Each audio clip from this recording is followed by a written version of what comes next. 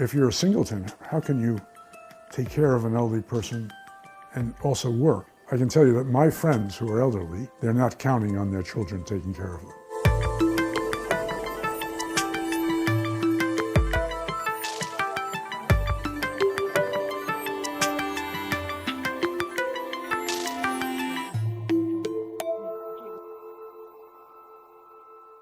Something has changed in a relationship. If you read the Shao Jing, you see all the ways that the young people are supposed to support old people. I don't think Shao is the same today as it was in the past. And also at the same time, horizontal relationship between friends has risen in importance very much. And also with the one-child family, the singleton is not as equipped in social development to handle relationships in the past. I have a lot of friends in China who are my age, in their 80s. Many of them don't expect their children necessarily to take care of them. They're preparing themselves to take care, so sometimes they think about joining other friends and living together in an area where they can care for each other. And one of the really interesting developments in Chinese society is to see the young elderly volunteer to take care of the old elderly. Well, this may be a bias. I have a bias. Your generation is shangziji, thinks more of themselves, and is also more materialistic, I think. In America, there's a general feeling that the elderly will take care of themselves. There's a feeling the young people will respond, but they'll respond with money, okay? Support, but not necessarily be there to give the care. I think in Chinese society, it's moving in this direction.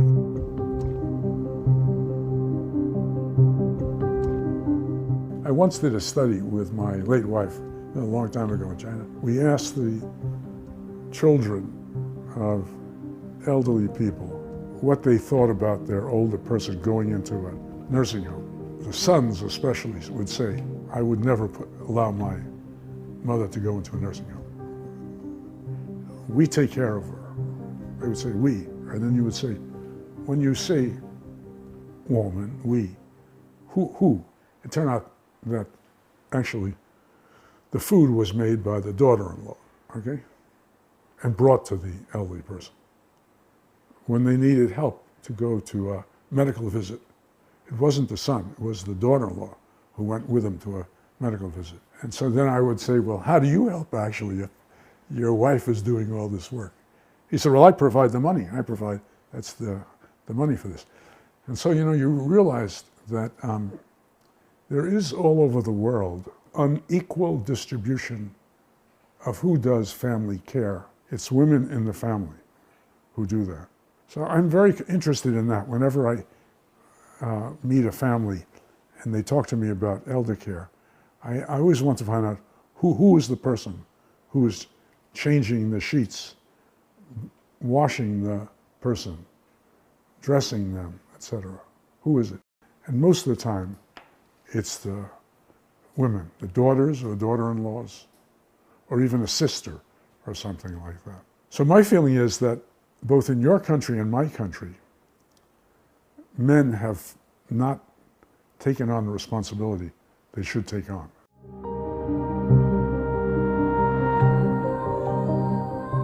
I think in the future, part of our global society will come to realize that care must be compensated.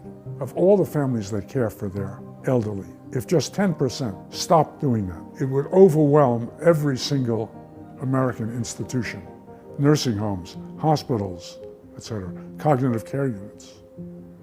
So therefore, all this free care is sustaining society. Because care, when you come down to it, is the glue that holds us together. If there's no care, there's no family, there's no friendships, there's no relationships. We've got to invest in care. In my country, we have like 1 million people who we call, roughly speaking, hugun. But we don't know anything about them. We don't know how were they trained? Have they been trained? What can they do safely? So if you go to a nursing home, the typical nursing home in the United States, the turnover of Hugong is 100%. That is in 1 year. That's because the work is so hard to work at this. The pay is low. So in America, it's actually recent immigrants who do most of the nursing care. And so who's going to do this in the future? As China's gotten wealthier and wealthier, who are going to be the Baomu of the future? You know, I don't think anyone really wants to be a Baomu. AI will help us measure guanxin in certain ways, but not runqing. 这些技术在什么样的情况之下会降低人与人之间的，就是医生和患者之间的 FaceTime？ 如果在一个生产力和效率的情况下来衡量老年，你就会的老年全是废物，因为他们既没有生产力，也没有效率。在我出来讲我自己的故事以后，有个养老院院长，他跟我说，他说我是20多年的养老专家，我觉得你完全在浪费你的生产力。那就是国家培养你这么多年，你应该好好的写论文带学生，你为什么要把你的时间放在照顾你父母身上？但是让我非常感动的是一个广东的网友，他说我也不管你是家庭照护还是机构照护，但是呢，我觉得你工作的价值未必就有你做父母或者是你照顾父母的价值大，枯萎和希望一样重要。This is for my friends. Oh.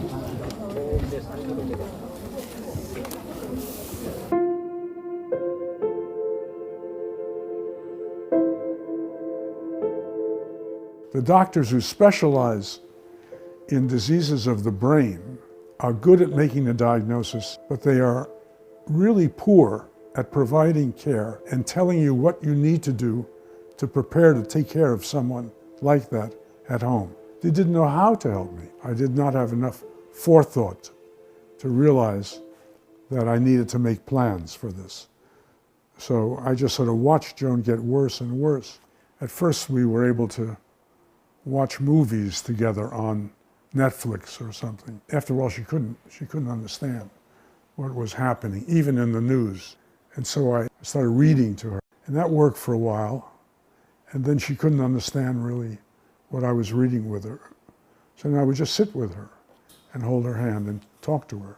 And then there came a time, sort of at the end of Alzheimer's in the last year or so, you have trouble using your legs and using your arms. And I had trouble picking her up out of the bath and carrying her. And so I realized that she had to go into a nursing home. But I had told her when the Alzheimer's started that she would always be at home, that I would never put her into a nursing home. And so for me it was and I think for every family member, it's a sense of failure, that you failed, that you're unable to take care of her any longer. I threw myself into trying to be a good caregiver. Most important to me was that she didn't lose her dignity for the last few days of her life. She only had one word, and that word was my name, Arthur. Care is about love. It's about the deep emotional relationship with someone. And that brings out your presence, I think, your presence.